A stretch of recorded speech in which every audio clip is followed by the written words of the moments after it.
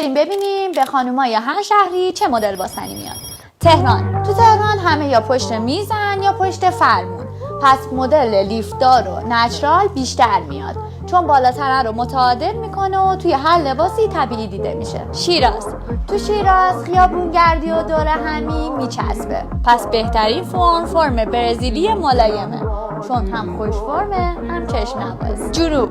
تو اهواز جنوب آب و هوا گرم و لباسا آزادتره، پس فرم فولتر و گرتر رو اندام جنوبیا بیشتر میشینه. شمال.